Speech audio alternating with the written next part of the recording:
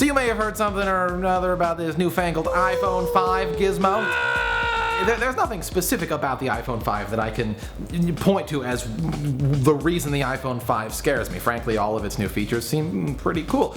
It's just that the iPhone is another reminder of how fast technology is changing these days. For any individual iPhone user, will upgrading from 3G to LTE dramatically change their life? No. But when you take it in aggregate, all of the seconds that will be saved when all the tens of millions of iPhone users all around the world are checking their email or downloading an app or whatever, all those seconds saved, that probably adds up to a couple millennia every day. We are living through a period of big changes, but these changes aren't happening to us individually. They're happening around us collectively. So we're not in control of the way that this new technology is changing our lives. It's just kind of running its course, and we're forced to take it all in. My fear is that in a future with an even more rapid rate of change, that we will find ourselves in a state of constant, exhausting adjustment to the present moment. I worry that the present moment will always be such a new, uncharted territory that we will expend all of our mental energy in simply adjusting to it and won't have any mental energy left over to think much beyond next Tuesday.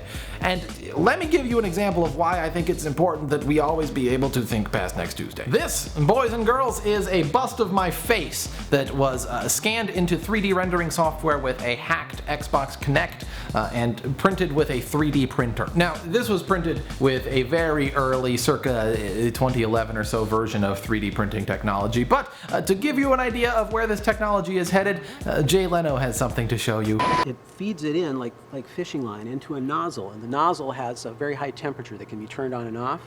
And it actually moves it like a CNC machine. It moves the head around, and as it moves the head around, it deposits plastic wherever it is told by the computer program. I mean, we stuck a wrench in there, and now we have a completely useless plastic wrench. But I mean, it actually works. Look at that. I mean, it copies it exactly, and this moves in and out just like it would on the real wrench. And this is the magic thing about it, where the little wrench features that he was showing there, they were printed in place, assembled. And this machine actually has some supports. They're called soluble supports. They're made out of material that will dissolve in a special bath. And all the things that are delicately assembled can be temporarily held by these supports. And then when you wash them away, the parts actually work. Here's an actual whole steam engine they made. See, you know the D valve I just showed you? There it is right there. See, it slides back and forward. The way a steam engine works is it slides here, lets steam in, pushes the piston down, D valve moves up, and goes back and forward like that. This thing was made as a complete assembly. There was no assembly work afterward. Yeah, that's pretty because it's all made on one shot. Yeah, pretty amazing.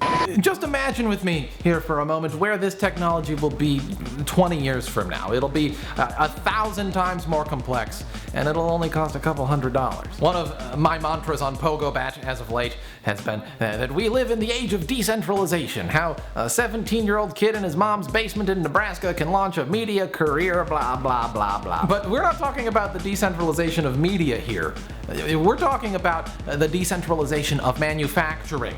The very thing that led to the Industrial Revolution. The Industrial Revolution being the one thing we can point to more than anything else to explain why the world today exists the way that it does today. This is some fundamental shit. When every household has a nanoscale 3D printer in their living room, when you can download open source designs for electronics, clothing, furniture, food, anything, and print it from home, what happens to manufacturing jobs? What happens to truckers who no longer have anything to truck? What happens to stores that no longer have anything to sell? What happens to our entire economy? I mean, yes, it will be an amazing development, but we're seeing the development of amazing technologies, but also very disruptive technologies. Disruptive to everything that we currently understand about the way that an economy works. So, I mean, I'm a little bit worried.